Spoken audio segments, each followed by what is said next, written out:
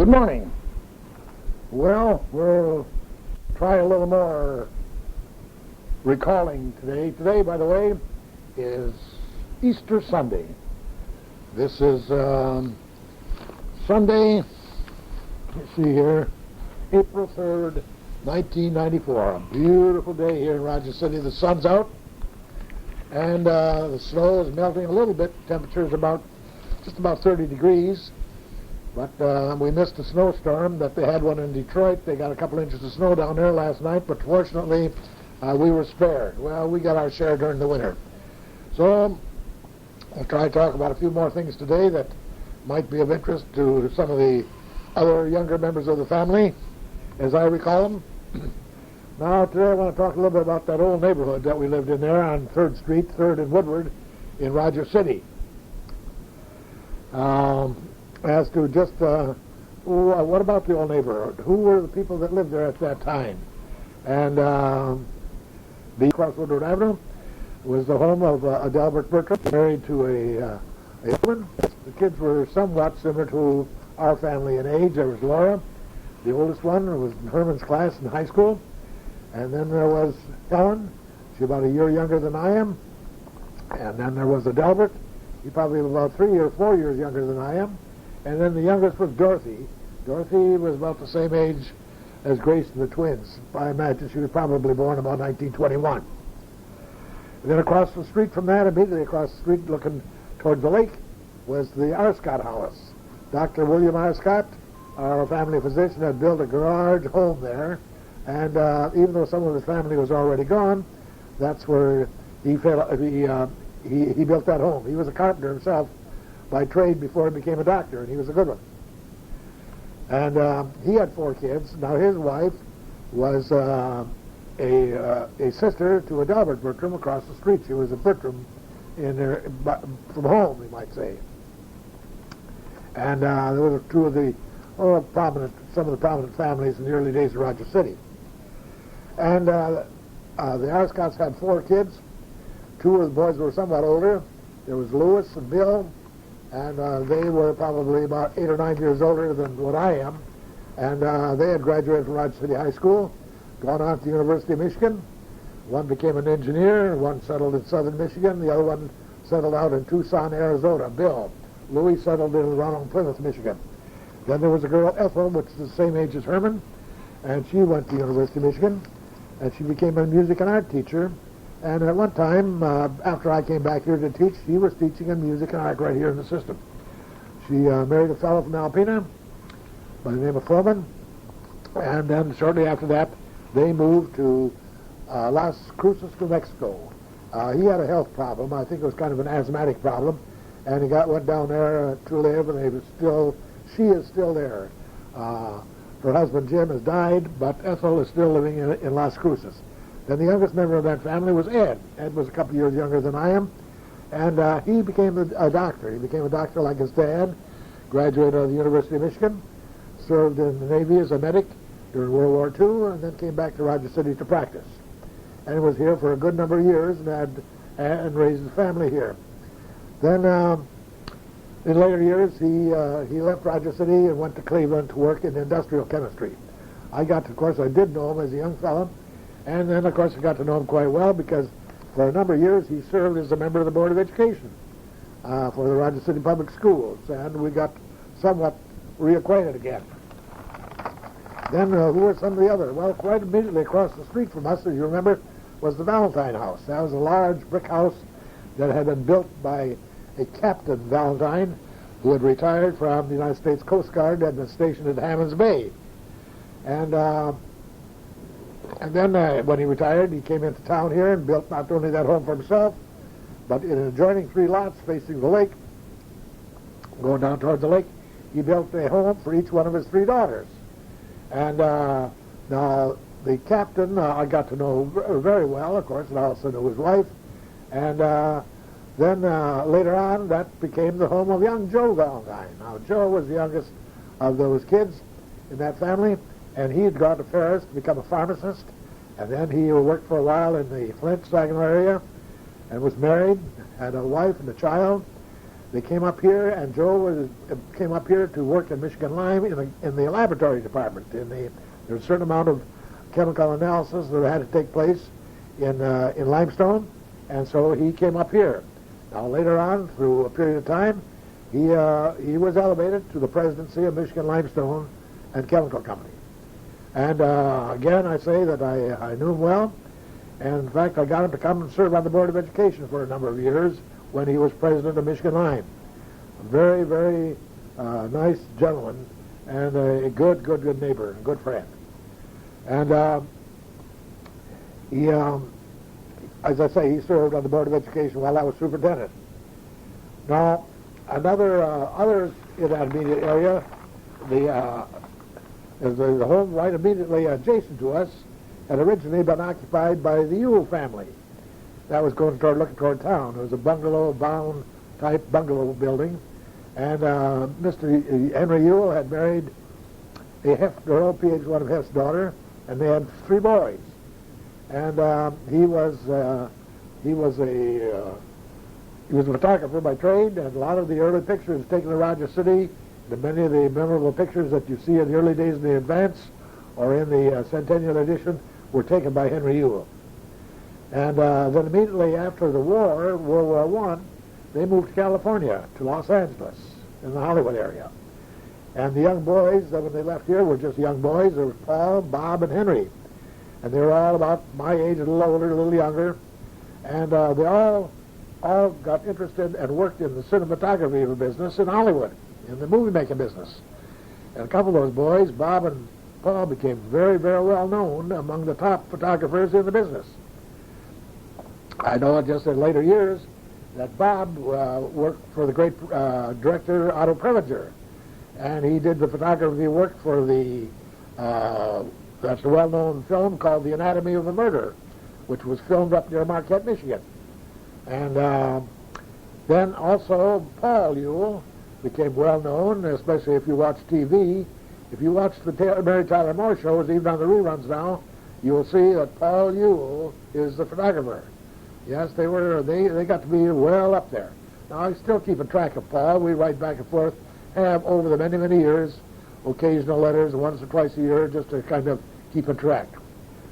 Also, in that neighborhood, immediately next door, following the Yules, was a family by the name of Endress. George Endress was the general manager of the Heff department store. And he had 2 daughters, one Frances and one Ellen. One was 4 or 5 years older than I am, the other was 4 or 5 years younger. And they were there in that home there for many years. And then following that, the Tony Hilla family bought that home. And of course, there was a large family in the Hilla family, and we became very, very good friends. Also, in that same neighborhood, looking further up on Woodward Avenue on the corner, was the Kunert house. And the old Kunert was one of the early carpenters in town. He built that home, and he actually helped build the home on the Grambua home. And after he left, that home was sold to a John McDonald. And John McDonald was a plumber. He did a lot of the plumbing work in the early days. And he had 3 boys, 2 boys and a girl. He had a boy, Keith, and a boy, Norm, and a girl, Enolia. They are all gone, I'm sorry to say, but they were good neighbors, very good neighbors. There was another neighbor in that area at that time called the George Brooks, and he had a large, large family. That home is still there. Then on the corner, immediately on the corner of 6th and Woodward, was one of the Nagel families that lived in there. On the opposite corner, going down to where is now the parking lot of the Presbyterian Church, that was another Nagel family. And then the area just further to the downtown area from where we lived at the end of the block was a large grove of pine trees. And it's on that large grove of pine trees that the Presbyterian Church was built. The home immediately adjoining that was now the manse of the Presbyterian Church, was owned by a Mr. and Mrs. Charles Osgood. Osgood was the president of the bank. And my dad worked for him. My dad bought a lot down the other end of the block from him. That's where our house was. And but the manse was their home. I remember when that church was built about 1923. In fact, I have a rock or two in it that I've shown people of the congregation, and so did a lot of other kids in the area. They brought big rocks. I mean, rocks that were big enough to put in a stone wall, and the masons put them in for us. I know where mine is because it was put in a good spot that's very easy to see. I'll show it to you sometime if you'd like to see it. It's interesting to note about that same man that did that stonework, part of the stonework. See, they were brought in masons from all around the area because that whole building was built out of stone on the outside. And they could only go so far in the course of a day, of course. And so the local masons were employed. Masons were brought in from Onaway, Sheboygan, and Hillman, I know. And now, the man who put my particular stone in, 40 years later, did some of the stonework at the entryway to the new Rogers City High School. That was about 1964. So it's a period of 40 years later. And just through conversations with him, because I was superintendent at the time that the new high school was built in 64, and in the course of the conversation, I recounted this. I asked him, well, he said, I'm the guy. He said, you guys came down the alley. He said, I know exactly where that is. But he was from Sheboygan, and at that time he said he was probably about 22 years old. And subsequent to that, of course, he got married, and he had two sons that worked for the Sheboygan Construction Company. They had the general contract to build the new high school. His two boys worked for that contractor, and they got their dad to kind of come out of retirement for a week or so to build that stone wall, because they knew that the old man knew how to do it. And so that's, if you go up there today, that stone wall, which is immediately adjacent to the parking lot in front of the school, an area probably about, I would say 25 feet long, and maybe about 4 feet high, with a stone cap, with a cement cap on it. That stone is one of the same men that built the Presbyterian Church. Now, other people who lived in that area, of course, there was a family by the name of Schultz that occupied one of the houses that had been built by Captain Valentine, Bill Schultz. Now, Bill Schultz was the town marshal. He was the head of the fire department, and he was also a stonemason by trade. And he was the man that built the wonderful skating rinks in the wintertime in the Westminster Park. He had a big family, and some of them were, of course, quite old. Some like Archie and Frida and Reuben were somewhat old. But then there was Bill. Bill was about 4 or 5 years older than I am, and he had gone to the University of Michigan. And but as a young man, when he was in high school here, just after that, he came back. And I think he worked for Hal Whiteley at the Advance, but then he helped start the Boy Scouts movement here in Rogers City, along with a Reverend Belfry, who was the first minister of the Presbyterian Church. They started the Scout movement here in Rogers City, and I have a certificate still signed by William Schultz, Scoutmaster. It's also interesting to note that the second Scoutmaster I had was a man named Irving Clymer, who later became president of Michigan Line. But also in that Schultz family were two boys, Ed, who was around here for many, many years. He married an Eleanor Schultz. Eleanor taught at the high school for many, many years. And then he had a younger brother named Ernest Schultz.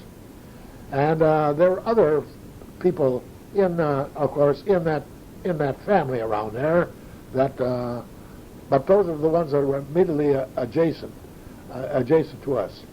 And I'll talk about some of the other people in that area later on.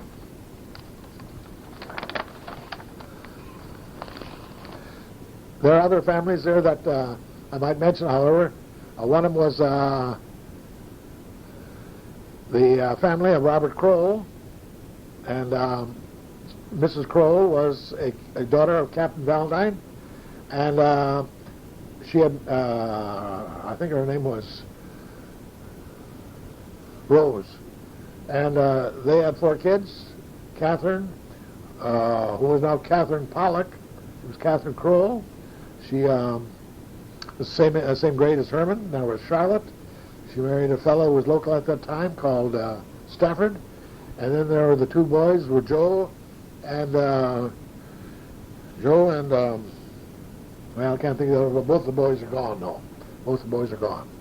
It's interesting to note, speaking about Catherine Crow, that she went, after she graduated from high school, she went to Central Michigan University and started to be a teacher. And when she went to Central Michigan, the place where she roomed and boarded was a home that was owned by a man named Ritchie's. And they had a daughter, Martha Ritchie's, who later became Mrs. George Grambua, Jr.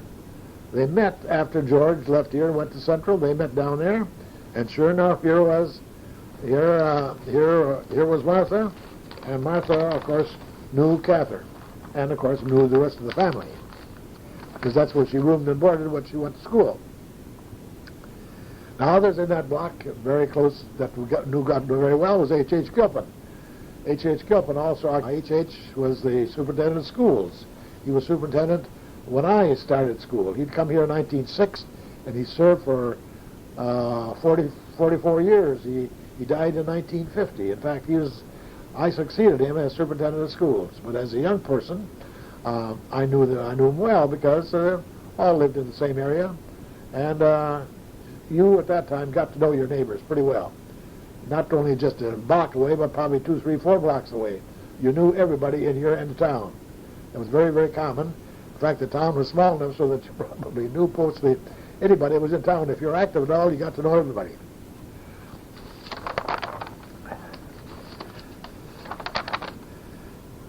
Now, you'll forgive me for rattling a few papers, but I got to find my place. Now, I might say that we mentioned that a Reverend Belfry helped start the Boy Scouts. He was also the man who was the first minister of the newly built Presbyterian Church, where it is today, about 1923-24. He didn't stay here too long. His family, I knew him, and his daughter, one of his daughters was Marion, and she was in my class in about the 5th grade. And there were other older girls in that family. He was followed in the next year, I think, by a Reverend Kennedy. And he had quite a sized family, is in that home. And then after that, there were other ministers that came in there, including Reverend Francis. And he was there for a good number of years, especially during World War II. And then there have been a succession, 3 or 4 other ministers that have come in there, and they all lived in this manse. And at the present time, we have a new minister there at the manse, a Reverend Lois Gillespie, a lady minister, the first one in this particular area for the Presbyterian Church here in Rogers City. I think it's a good idea. I think it's a very good idea that women be taken into the key offices of the Christian church, because the Christian church certainly has a lot of challenges against it all over the world. And it's about time that we get whole families involved. And then now let's get back to some of the families in the old neighborhood, in addition to the ones that I mentioned that were immediately. There were, in the early days, I'm talking about probably starting about 1923, there were a good number of families in the immediate neighborhood in the area that you just knew. Now, in most cases, the homes of these people are still there, but they are no longer occupied by members of the family. In probably a 5 or 6 block area surrounding the old home, even today, and I've gone over this pretty carefully, there's only one home that is still occupied by a member of the same family, and that is the Bertram house.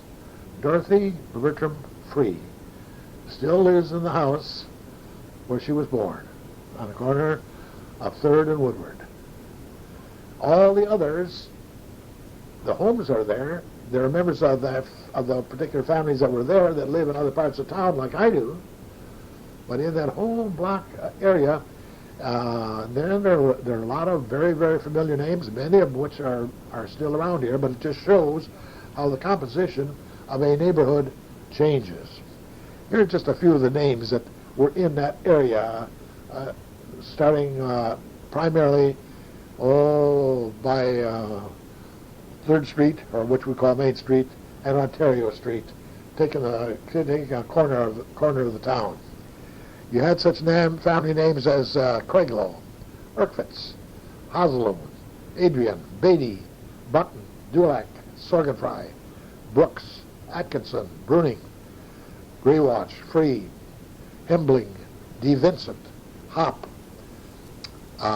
Fishers, Schlager, Zempel, Johnson, Bruning, Hoke, Gross, Wurgel, Mauer, Tober, Wright, Hagen, McLean, Pines, Tush, Craig, Heft, Chamberlain, Stephen, and Mann. And now, as I say, in all those cases, some of those families are still around here today. In fact, I see them every once in a while. I run into somebody that was from the old neighborhood 50, 60, 70 years ago. And they all remark about the same thing. They always want to talk about the old neighborhood. And, of course, one of the keys of that old neighborhood was always Westminster Park. And at that time, it was just called the city park, or the city playgrounds. That's where you played the baseball. That's where you played the football in the high school. That's where you had tent shows at times. That's where they had large camp picnics. And they planned to have picnics down there in that area. It was the place for the summer activities. Now there are other places. The circus didn't set up there. But it was a very, very convenient place. Today, it is called the Westminster Park. And the gazebo that is in the center of that park was the bandstand gazebo that was on the courthouse square in the early days when I was a kid. That gazebo was on the grounds of the courthouse, and every Friday night or so during the course of the summer, the city band played. Rogers City was one of the communities at that time that had a city band, and still does. It's one of the few communities in the north that still supports a city band. And in the summer, during the season of probably about 10 weeks, there's usually a summer band concert. Some of it takes place on the beach at the small boat harbor, and some of those concerts take place in the gazebo at the park in downtown Rogers City. And it's a very, very, it's almost, it takes up probably about 2/3 of the city block. Now, so it's, we have to kind of go back sometimes in our memories. We think that we can go back. Well, to most people, including myself, we can go back in our memories, but it's pretty hard to go back. I know that I was invited back to my old home here about a year ago by one of the parties that lived there at that time. That home of ours has changed now. I think it's the third owner that's in there, but one of the previous owners invited me to come in, and I had a cup of coffee and a couple of cookies. I will say that the house was very, very well taken care of. These people apparently appreciated, she said they appreciated the fine woodwork in the house, so it's old style. You just don't see it anymore. But the home was well taken care of. And even if you remember the old pantry area, with its many glass doors, and those little panes of glass that were in lead, a lot of those things were cracked over the years. Those panes of glass were cracked. These people took that all out, sent it in, and got those glasses all re-leaded. And it looked beautiful. That's the first thing I noticed when I went in. I walked through that area because you could remember from that old house. You could stand at the back door, and you look right straight through at the front door of Valentine House across the street, or likewise the other way. You could stand on the front porch and whistle at the dog in the backyard, right straight through the house. That's the way that house was set up. But the house it really looked good. There was a few changes that were made that I noticed, is that Mother and Dad's bedroom was the TV viewing area, and the back bedroom, which we called the back bedroom at that time when we were kids, that was the kids' room. That was the rumpus room for the kids. The whole family slept upstairs. And So, but of course, you remember there were 3 great big bedrooms up there. So that's the way they did that. And but essentially, there's been some cupboard changes and some changes in the stove, refrigerators, and things of that kind.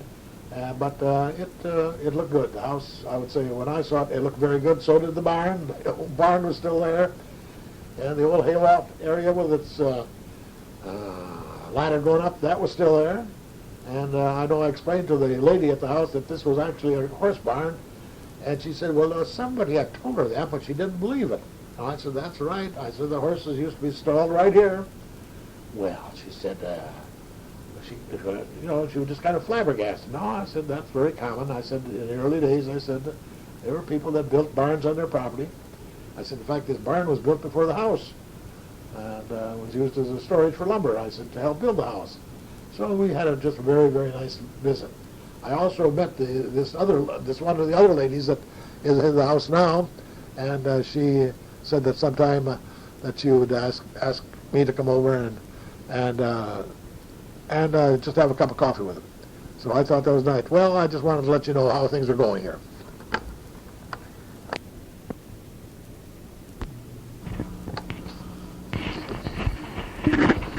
Now today, let's reminisce a little bit about a topic that I know all the kids are familiar with, and that's Lake Nettie. Now, Lake Nettie was a little sized lake located in Bismarck Township, about 15 miles southwest of Rogers City and about 3.5 miles west of Hawks. Now, Mother and Dad had a membership in a club on that lake known as the Spitzer Club.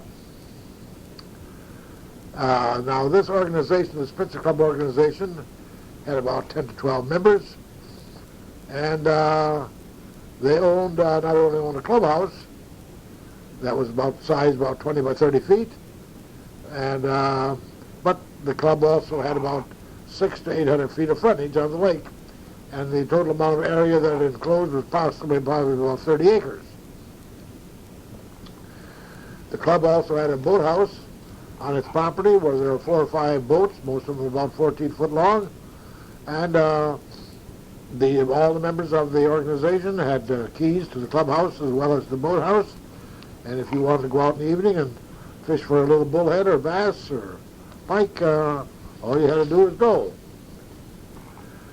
The clubhouse was just one big large room. There was an ample supply of tables and chairs and cupboards and big cook stove in that unit, and that's where people would come for outings, for picnics, or for after evenings, or also on Saturdays and Sundays. People not only from the Hawks area who were members of the club, but also Rogers City. These were all business people, and this was just strictly a recreational area. The official name for the organization was the Lake Nettie Outing and Fishing Club. Now, while I was in grade school and high school, the family, along with other families, would spend a Saturday or a Sunday afternoon at the Spitzer Club or Lake Nettie, Lake Nettie. Now, and then, of course, also, Dad and I, in the years approximately between 1935 and 1942, when I was back here teaching and not married, staying at home, Dad and I would frequently take off early, right after lunch or right after supper, and go out and fish for an hour or two out at Lake Nettie. We'd go out there and take a boat out of the boathouse, just go out in the lake, maybe about 50 yards away where there was a large weed bed, and then we sat there and fished and talked and just enjoyed ourselves. It was no trick to get bullheads because a bullhead is a very easy fish to catch, and we sometimes not only a dozen or so, other times we got a 10 or 12 or 14 quart pail full. And what we would do then, after we had all we wanted, we would just come back in and lock up the boat, come back home. Well, usually on the way home, however, Dad and I would stop at the Hawks Tavern or Herman Nagel's Tavern in Belknap Township and have a couple of beers with the fellows who were usually in there. Usually in those beer gardens, there was always a couple tables of Spitzer going, which was, of course, the well-known local game. And then, in more cases, we would get those fish. I'd take them home at night, clean them up right away. Take them down the basement, clean them all out, clean the fish all up, and we'd probably have bullheads for the next evening supper. There were occasions, however, on a weekend when sometimes a mother would fry a batch of those fish. Very, very good fish fryer.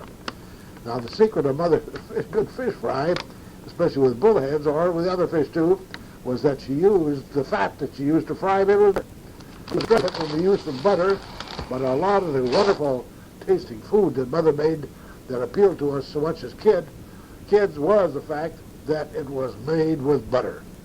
And in that regard, she was an expensive cook. And as Marion said, my wife, that she wanted her to lather that butter, especially on fresh vegetables that were prepared for the meal. She said she used it very, very liberally. Now a few more ramblings here as we get along. Now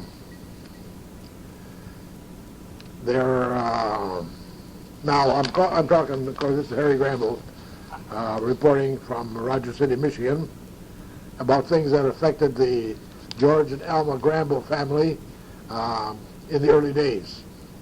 Now today just happens to be April 4th, 1994, and while I am talking into a tape recording machine, I am also happen to be watching TV in my home. That is, and the TV has the final game of the college NCAA basketball tournament between Duke University and the University of Arkansas, being played right now at Charlotte, North Carolina.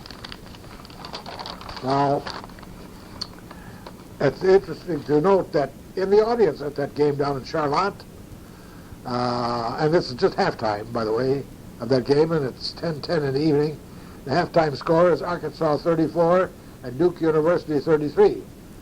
Now, it just happens that one of the big spectators at that game is the President of the United States, Bill Clinton, who just happens to be a graduate of the University of Arkansas. So it's not surprising, of course, that he would be there, because he has been at some of the previous games in the semifinals and quarterfinals, along with his wife. Now, what is interesting is that this afternoon, along about 2 o'clock this afternoon or 3 o'clock this afternoon, Bill Clinton was in Cleveland, and he was throwing out the first pitch for the opening of the baseball season in the brand new baseball stadium in the city of Cleveland. And Cleveland, by the way, won that thing in the 11th inning. Our poor Tigers were playing in Boston, and they got beat by score 98. Now,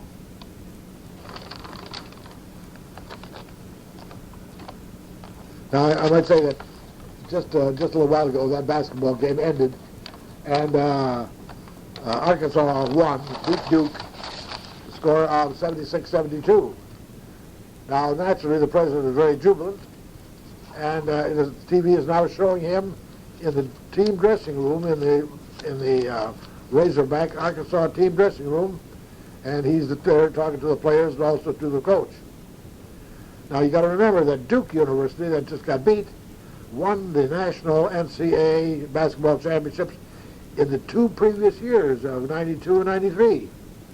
So they are also winners, you might say, but they also know how to lose. And now, here we go again. This is the next morning, April 5th, 94. There's 3 inches of snow last night. I did have an appointment to get to a medical checkup this morning at the doctor's office here of Dr. Tom Allen. I called and canceled the appointment and made another one for April 15th. Hopefully by the April 15th, the snow for the year will be gone. We've had our share of inclement weather this winter, as we do in all winters, But this is ridiculous today, 4 inches of snow overnight. And they predict more for Wednesday, Thursday, and Friday of this week. So we'll see what happens.